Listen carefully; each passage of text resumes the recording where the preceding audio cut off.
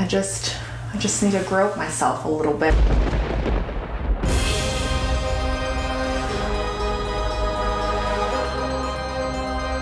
Hello, my little goblins. Welcome back to my channel. My name is Jay, and this is Fright Night Feast, where Halloween and horror and just everything is a lifestyle. Well, not everything, definitely Halloween and horror mostly, but I've got some cool stuff today and I wanted to share with you. I know it's been a while since I've done a haul video, but we are heading straight into spooky season and we need to get ahead of it, right? I paid a visit to Michael's the other day, actually a couple of days ago, and I didn't get a lot because I knew that, it was still early. There's still so much to come out and everyone and their mom is trying to get ahead of this Halloween rush, but I have a feeling we have a big year of Halloween and horror stuff ahead of us. So I didn't want to get too crazy, blow my budget for the season. So I got a couple things, and I've got some thrifted stuff that I think you'll be interested in, or at least that I'm interested in, so I hope you're interested in. Anyway, first thing is first, let's get this Michael stuff. So I saw this on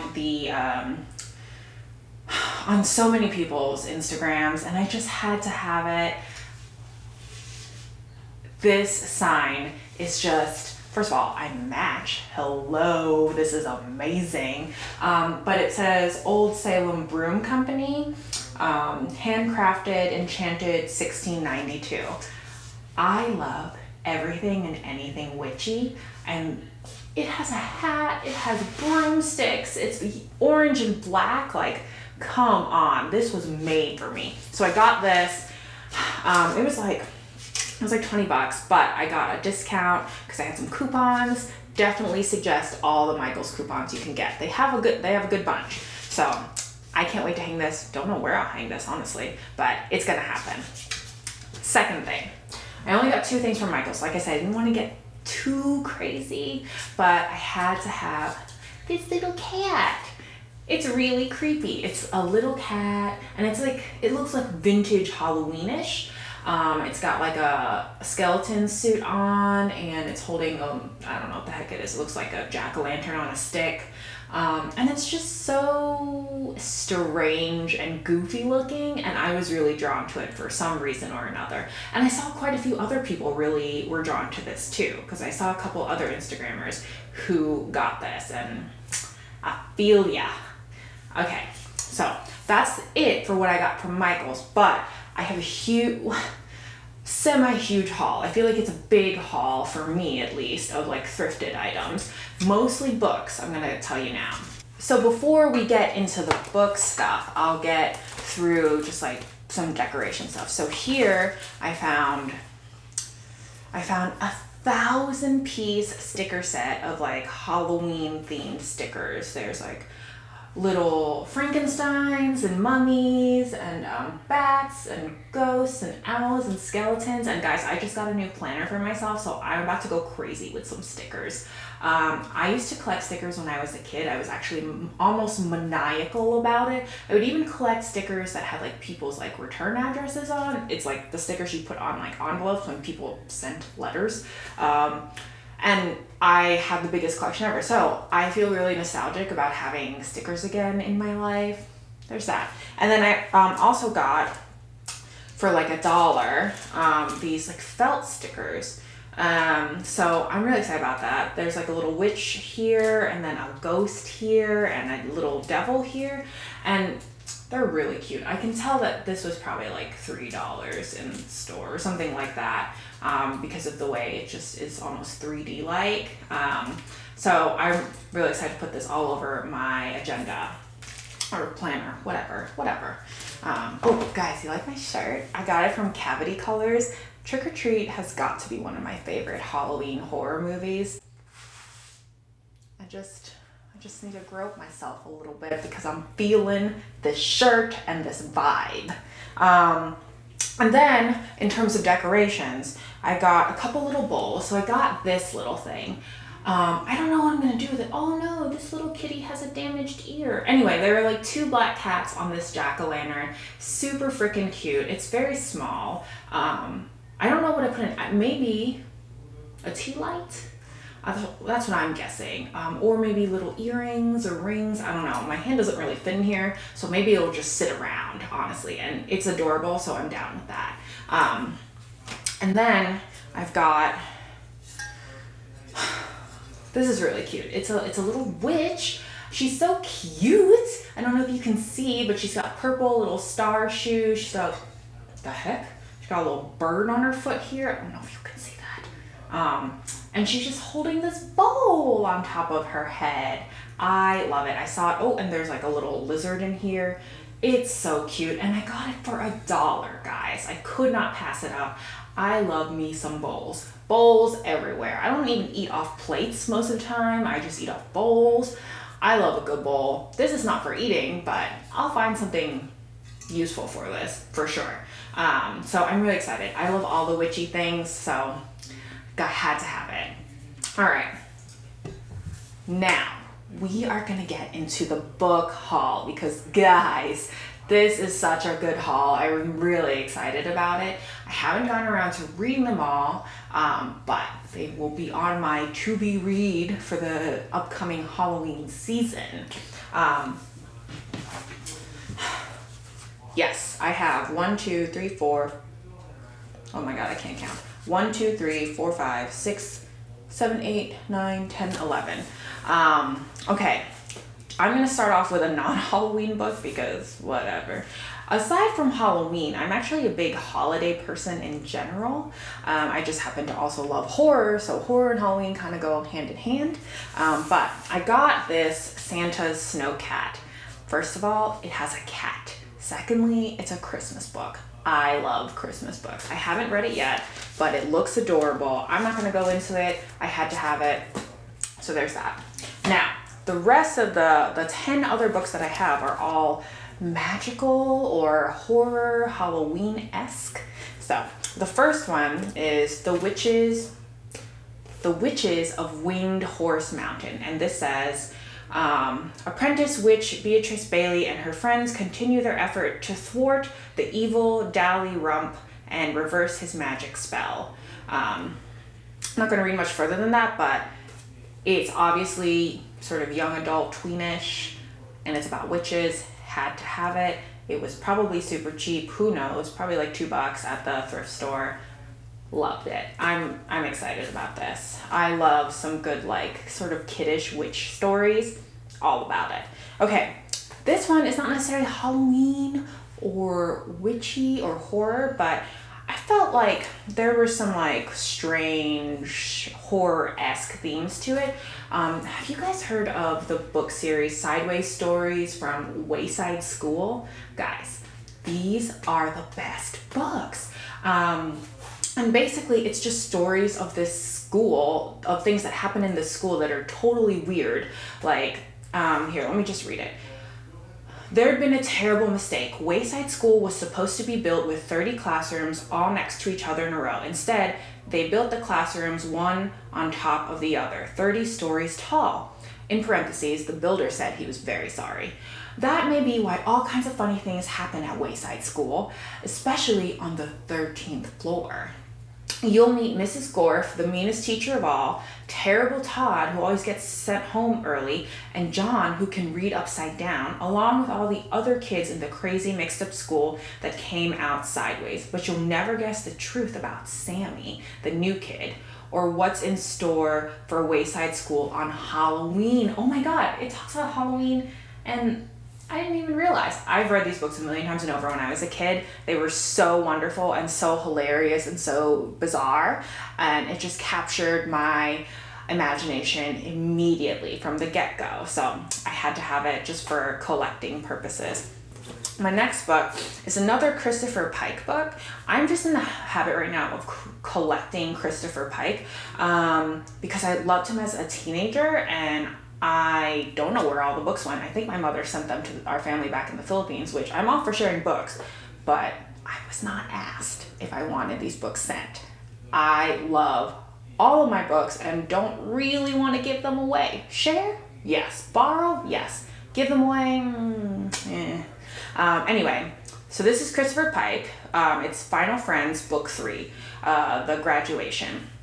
Now, I realize this is book 3 and not a book 1. I will find the book 1 eventually, and in the meanwhile, I'm one of those people who doesn't mind coming in the middle of a series. My first Harry Potter book that I read was The Chamber of Secrets. Totally didn't understand most of what's happening, but I came around to it. I eventually read book 1. I got it for the following Christmas, and it was fine. It was fine. I'm still the biggest Harry Potter nerd ever. Anyway, moving on. Coraline. Guys, have you read Coraline? Some of you, especially younger people, have probably seen the animated movie. Guys, the movie was good. The movie was really good, actually, and it was creepy, and it captured the essence of Coraline, but you have to read the book. This book, the ending, creeped me out to no end. For days, I was seeing images that were in this book. And Neil Gaiman is just a freaking treasure. He is a treasure of an author. So you need to read this book. Coraline is the best. And if you don't know what it's about, I'm not going to go through it because it's such a big deal these days, especially with the movie. You'll be able to find the synopsis almost anywhere. All right, I have another R.L. Stine Fear Street book. This is the second horror, and it's, I guess, a sub-series in the Fear Street series called The House of Evil. And this is basically about this house on 99 Fear Street. That's the address. And I won't get into it, but I loved this subsect of the Fear Street series. So when I saw this, I had to have it, especially for collecting purposes, because along with my Christopher Pike books that were sent over to the Philippines, all of my R.L. Stine books were also sent. Also, all of my original Harry Potter books. So all of that was very heartbreaking when I found out when I came back from undergrad and saw that none of my books existed anymore. I'm not bitter about it. Not bitter about it at all. Anyway, another R.L. Stine. I got a Goosebumps. And this is Attack of the Mutant. I feel like, I wonder if I already talked about this in a previous vlog. I hope not, but I might have. Anyway, must have all the Goosebumps. I'm also trying to collect all of these because, like I said, they were all sent over to the Philippines. So this is Attack of the Mutant, and it's basically just about a kid who realizes that, what does it say?